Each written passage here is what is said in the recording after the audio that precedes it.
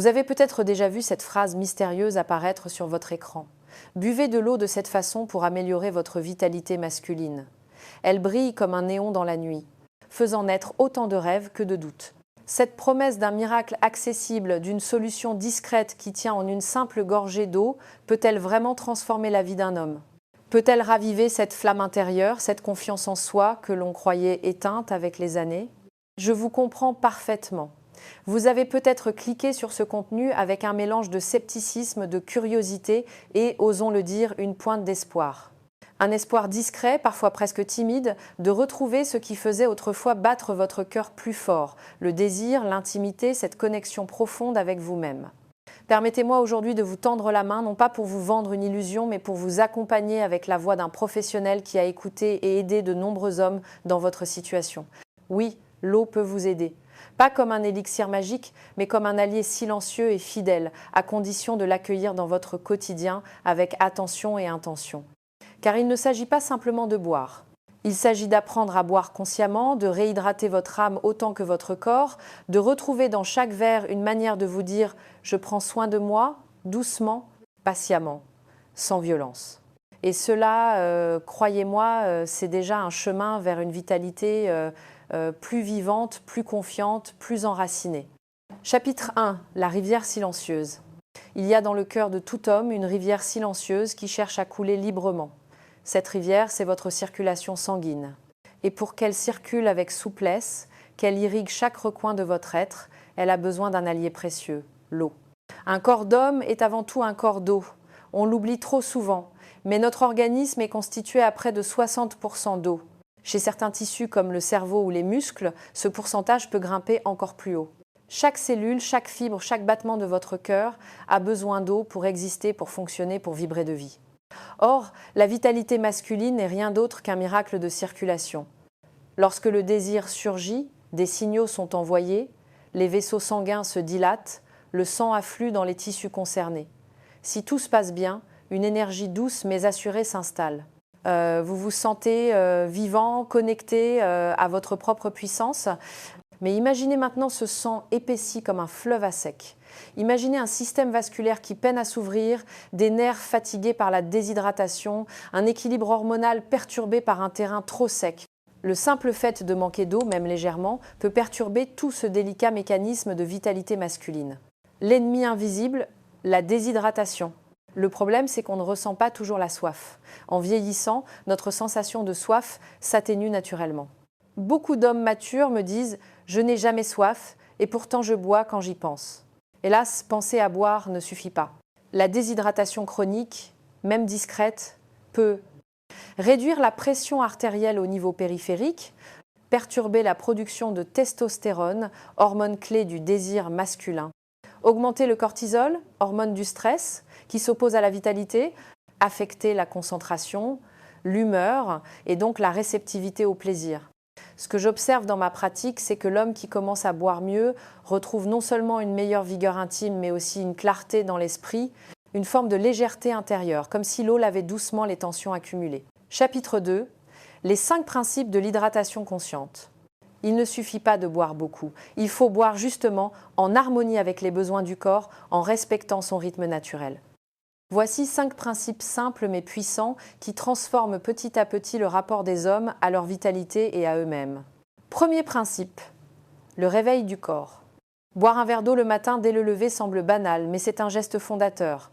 Durant la nuit, votre corps a transpiré, éliminé, réparé. Il s'est aussi vidé de son eau. En buvant un simple verre à jeun, vous relancez la circulation sanguine, vous réveillez vos reins et vous offrez à vos artères un signal de fluidité. Certains hommes me rapportent qu'après quelques jours de cette routine, ils ressentent une forme de vigueur matinale plus marquée. Ce n'est pas un hasard. Deuxième principe, la régularité. Beaucoup d'hommes oublient de boire pendant des heures, puis se ruent sur une bouteille en fin de journée. Grave erreur. Le corps humain n'est pas une citerne que l'on remplit d'un coup, il est comme un jardin, il a besoin d'une irrigation constante, lente, régulière. Je recommande de boire un petit verre toutes les 2 heures, même sans soif apparente. Ce rythme doux nourrit les tissus en profondeur, soutient la circulation et apaise les organes comme une pluie fine sur une terre sèche. Troisième principe, l'harmonie avec les repas. Ce principe invite à boire légèrement avant les repas, mais à éviter les excès pendant. Un demi-verre d'eau avant de manger peut aider votre système digestif à se préparer, réduire le stress oxydatif et favoriser une meilleure assimilation des nutriments qui soutiennent l'équilibre hormonal. En revanche, boire beaucoup en plein repas dilue les sucs gastriques, ralentit la digestion et perturbe l'absorption de minéraux essentiels tels que le zinc ou le magnésium, précieux alliés de la fonction masculine. Quatrième principe, la température idéale. Voici un détail qui change tout, la température de l'eau. Beaucoup boivent glacé, pensant se rafraîchir. Pourtant, l'eau trop froide provoque une vasoconstriction, c'est-à-dire un resserrement des vaisseaux sanguins. Exactement ce qu'il ne faut pas si l'on souhaite améliorer la circulation. Une eau tempérée ou légèrement tiède est idéale, elle accompagne le corps, ne le brusque pas. Elle s'insinue doucement, comme une main qui réchauffe. Cinquième principe, l'écoute du corps. Le cinquième principe est peut-être le plus poétique. Il s'agit d'écouter son corps sans attendre la soif. Avec l'âge, cette sensation s'émousse. Il faut donc réapprendre par petites touches à se reconnecter à ses besoins. Cela passe par des gestes attentifs, par la conscience d'une gorgée, par la sensation qu'elle laisse. C'est une forme de pleine conscience, une méditation liquide. Et parfois, en cultivant ce lien avec l'eau, on découvre un lien plus tendre avec soi-même. Chapitre 3. Témoignages et transformation. Laissez-moi vous parler de Laurent, 68 ans, retraité. Lors de notre première rencontre, il y avait cette pudeur des hommes d'ancienne école, le regard fuyant, la voix basse. Il m'a dit « Je n'ai plus d'élan, je suis comme en veille ». Je lui ai proposé un tout petit pas, presque anodin, boire un verre d'eau au réveil, puis un verre toutes les 2 heures jusqu'à 18. Rien d'autre pour commencer.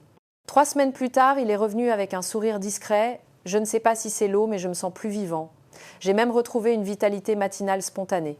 Ça ne m'était pas arrivé depuis longtemps. » Il y a aussi Djibril, 55 ans, toujours élégant, toujours digne. Son problème n'était pas physique, mais plutôt un manque d'élan.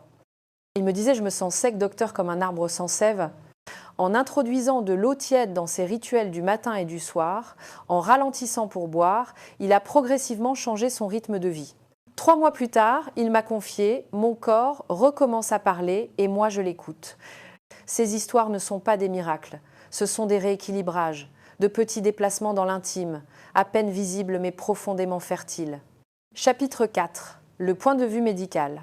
En tant que professionnel de santé, je dois vous expliquer pourquoi l'hydratation est si cruciale pour la vitalité masculine. Les reins, ces 2 petits organes en forme de haricot, sont les régulateurs silencieux de notre équilibre intérieur.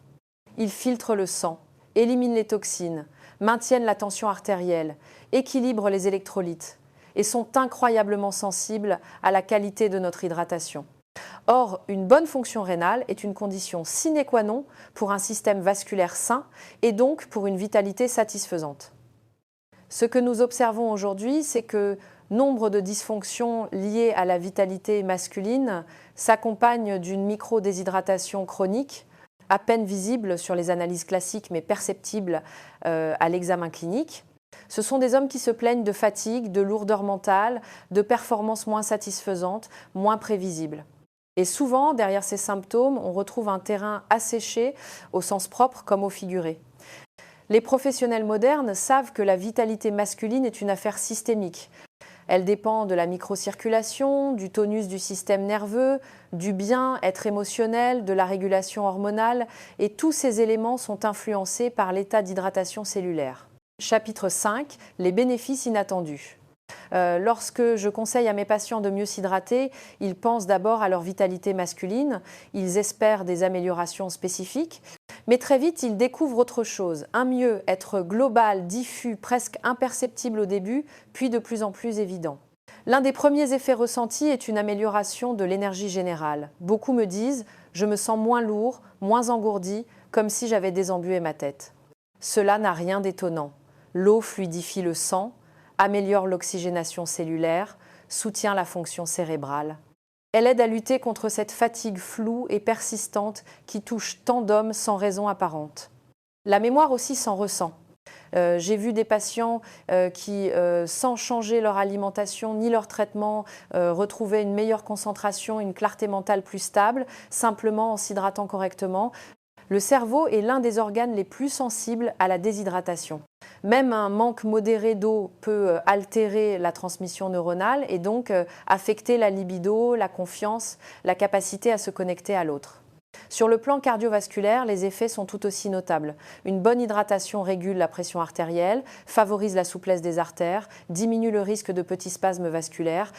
Ces micro-améliorations accumulées facilitent tous les processus de circulation sanguine, créant un environnement optimal pour la vitalité masculine. L'eau agit aussi comme un anti-inflammatoire discret. Elle aide le corps à évacuer les toxines, réduit l'acidité tissulaire, soutient le foie et les reins dans leur fonction d'élimination. Cette réduction de l'inflammation chronique de bas grade que l'on retrouve dans l'hypertension, le diabète, l'obésité abdominale est un levier majeur dans la prévention des troubles de la vitalité masculine. N'oublions pas l'impact hormonal. La testostérone, hormone du désir et de la virilité, est influencée par le niveau de stress, la qualité du sommeil, l'équilibre métabolique, tous dépendant en partie d'une hydratation adéquate. Bien s'hydrater, c'est soutenir indirectement cette hormone si précieuse. Ce n'est pas un stimulant artificiel, mais la création d'un terrain fertile. Chapitre 6, les erreurs à éviter. La première erreur, et sans doute la plus répandue, est de confondre hydratation et consommation de liquide. Beaucoup d'hommes me disent « je bois du café toute la journée, je prends du vin à table, j'adore les soda light, donc je suis hydraté ». Non, malheureusement non. Le café, le thé, les boissons sucrées, l'alcool, même en petite quantité, sont des diurétiques ou des substances qui perturbent l'équilibre hydrique. Ils donnent l'illusion de boire, mais accentuent en réalité la déshydratation, surtout lorsqu'ils remplacent l'eau pure. Le corps a besoin d'eau, pas de simulacre d'eau. L'erreur de timing. Une autre erreur fréquente est de boire beaucoup, mais en un seul moment, souvent le soir. C'est le cas de ceux qui passent la journée à courir puis s'installent devant la télévision avec une grande bouteille d'eau, espérant rattraper leur retard. Ce geste, bien intentionné, peut en réalité fatiguer les reins, perturber le sommeil à cause des réveils nocturnes et ne permet pas une hydratation cellulaire profonde. Le corps a besoin d'une régularité douce, non de chocs ponctuels. Le piège de l'eau glacée. Il faut aussi se méfier de l'eau trop froide, surtout consommée rapidement. Bien qu'elle puisse sembler désaltérante, elle provoque un resserrement réflexe des vaisseaux sanguins, ce qu'on appelle la vasoconstriction. Pour un homme en quête d'une meilleure vitalité, ce phénomène est contre-productif. Mieux vaut privilégier une eau à température ambiante, voire légèrement tiède, qui apaise, détend et accompagne la circulation sanguine avec bienveillance. L'illusion de l'absence de soif. Une autre erreur plus insidieuse est de croire que l'on n'a pas besoin de boire si l'on ne ressent pas la soif. Cette croyance est tenace, surtout chez les hommes d'un certain âge. Pourtant, avec le vieillissement, le mécanisme de la soif s'altère. Attendre d'avoir soif, c'est souvent attendre trop tard. Il vaut mieux instaurer un rythme de boisson volontaire, régulier, presque rituel.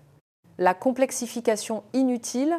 Enfin, il y a cette tendance moderne à chercher des solutions complexes, sophistiquées, coûteuses, des pilules, des compléments, des gadgets, en négligeant la puissance des gestes simples. Boire mieux, c'est gratuit, c'est accessible, c'est naturel. Et pourtant, tant d'hommes passent à côté par excès de scepticisme ou manque de confiance dans leur propre corps. Chapitre 7. Un art de vivre. Ce que je vous propose, ce n'est pas un dogme, ce n'est pas un carcan.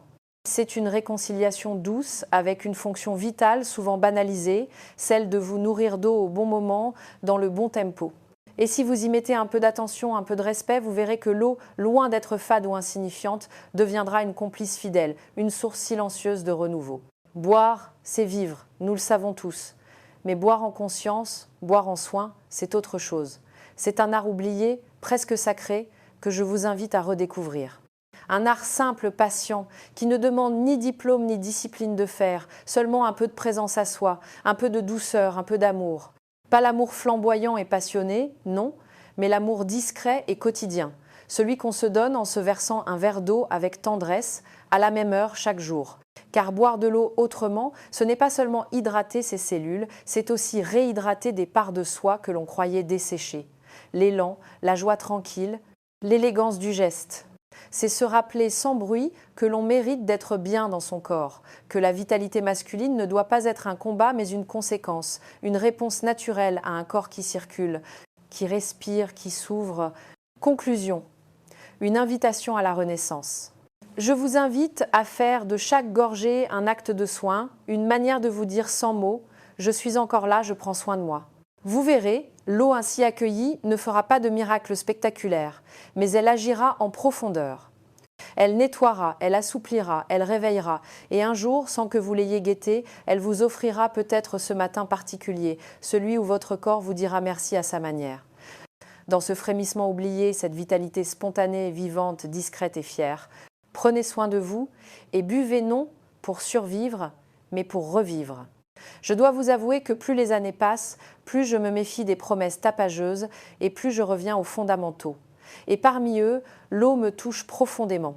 J'ai vu des hommes fatigués, résignés, retrouver peu à peu une lumière dans le regard, non pas parce qu'ils avaient tout changé, mais parce qu'ils avaient recommencé à boire vraiment. Et cela m'émeut à chaque fois. Je crois qu'il y a dans le fait de bien s'hydrater un acte presque spirituel. Boire, c'est s'accueillir, c'est cesser de se malmener, c'est dire à son corps « je ne te laisse plus au bord de la route ». Et cela, pour moi, est déjà une forme de renaissance intérieure. Alors dites-moi, à quand remonte la dernière fois où vous avez bu de l'eau, non pas par automatisme, mais par soin? Vous êtes-vous déjà demandé ce que ressent votre corps après chaque gorgée? Si la prochaine fois que vous boirez, vous le faisiez avec une intention douce, comme un geste de réconciliation, que se passerait-il? L'eau vous attend, votre corps vous attend, votre renaissance vous attend. Il ne tient qu'à vous de faire le premier pas, ou plutôt la première gorgée.